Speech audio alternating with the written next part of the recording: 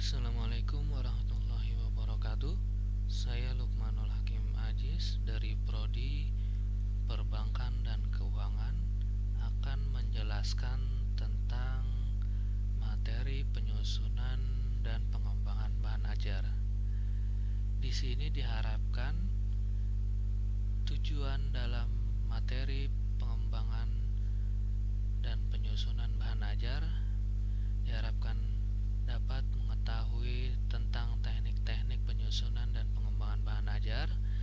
Kemudian peserta juga dapat memahami pengembangan, evaluasi, dan rubrik penilaian. Dalam pokok bahasan kali ini, yang pertama kita akan mempelajari tentang teknik penyusunan buku sebagai bahan ajar. Yang kedua, tahap pengembangan dan penyusunan buku sebagai bahan ajar. Yang ketiga, lembar evaluasi bahan ajar. Yang keempat, rubrik atau kriteria penilaian. Kemudian yang pertama yaitu teknik penyusunan buku sebagai bahan ajar. Sebelum membahas secara teknis dan khusus tentang penyusunan buku ajar, secara mendasar perlu dipahami tentang bahan ajar. Apa sih bahan ajar itu? Yang pertama yaitu suatu materi perkuliahan atau pelajaran yang disusun secara sistematis sebagai sumber belajar untuk mencapai tujuan pembelajaran. Menurut National Center for Competency Based Training, bahan ajar adalah segala bentuk bahan yang digunakan untuk membantu dosen atau guru, instruktur dalam melaksanakan proses pembelajaran. Jadi di sini kita ketahui bahwa bahan ajar yaitu sebagai sumber belajar atau bentuk bahan yang digunakan untuk membantu dosen atau guru dalam mencapai tujuan pembelajaran. Kemudian jenis bahan ajar ada banyak sekali jenisnya, mulai dari bahan ajar cetak, audio, visual, dan multimedia interaktif. Pendidik dapat menggunakan proyektor, laptop, website, media sosial, dan masih banyak lainnya. Jadi jenis-jenis bahan ajar itu banyak sekali ragamnya. Namun dari keempat jenis bahan ajar tersebut, bahan ajar yang paling relatif mudah dibuat adalah bahan ajar cetak.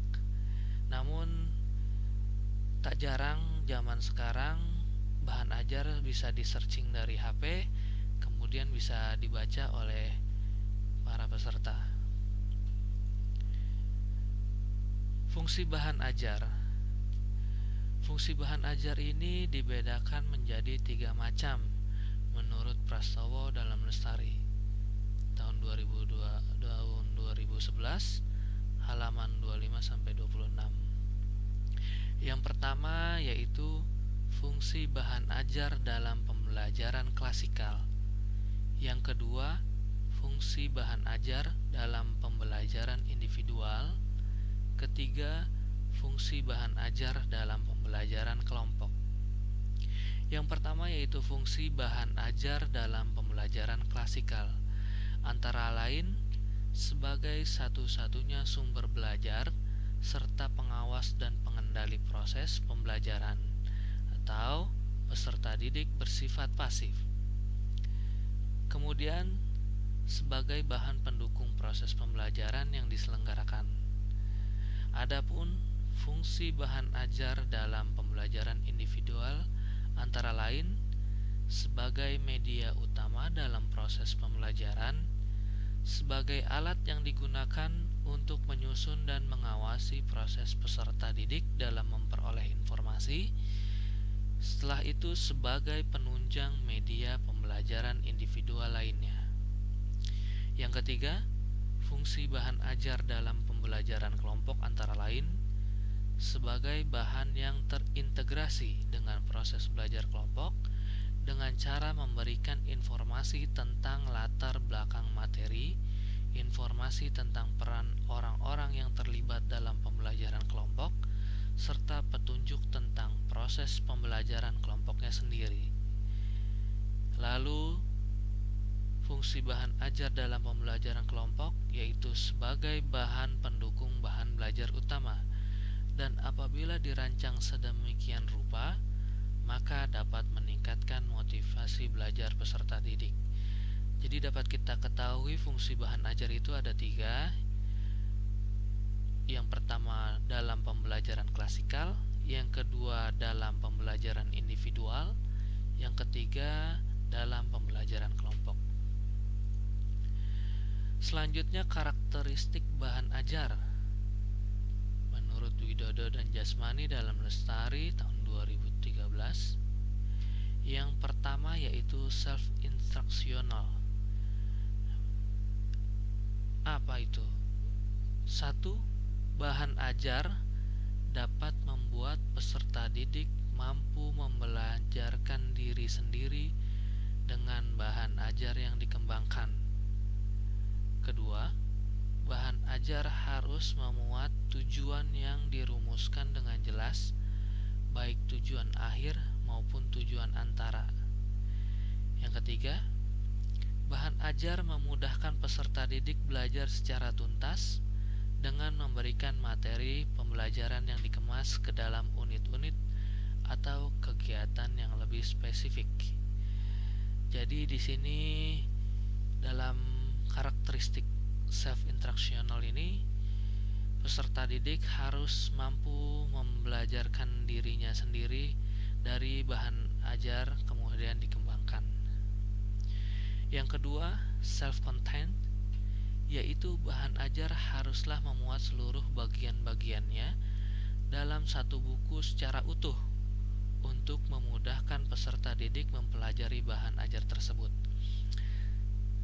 Jadi yang kedua ini, bahan ajar harus seluruh ada dalam satu buku itu sehingga peserta didik dalam mempelajarinya bisa lebih mudah.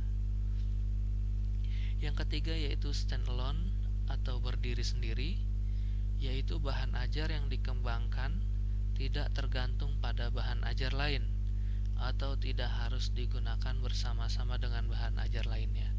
Jadi dalam bahan ajar standalone ini dia mempunyai bahan ajar tersendiri, tidak digabung dengan bahan ajar lainnya. Yang keempat yaitu adaptif, yaitu bahan ajar hendaknya memiliki daya adaptif yang tinggi terhadap perkembangan ilmu dan teknologi untuk menambah pengetahuan peserta didik terkait perkembangan zaman atau lebih khususnya perkembangan ilmu dan teknologi. Kita ketahui bersama bahwa pada zaman sekarang ini teknologi itu sangat berkembang dari segi macam-macam, baik dari segi komunikasi, HP, laptop dan lain-lainnya. Diharapkan dengan karakteristik bahan ajar adaptif ini dapat meningkatkan peserta didik terkait perkembangan zaman dalam ilmu dan teknologi sehingga tidak mengalami ketermunduran akibat kegagalan atau ketidakbisaan dalam menggunakan teknologi. Yang kelima yaitu user friendly, yaitu bahan ajar selayaknya hadir untuk memudahkan peserta didik untuk mendapat informasi dengan sejelas-jelasnya. Kita ketahui yaitu user friendly ini sebagai bahan ajar agar memudahkan peserta didik. Jadi kita mengetahuinya bahan ajar itu sebagai teman. Jadi ketika peserta didik itu mencari informasi, dia sangat mudah untuk mendapatkannya dan jelas pula apa yang didapat.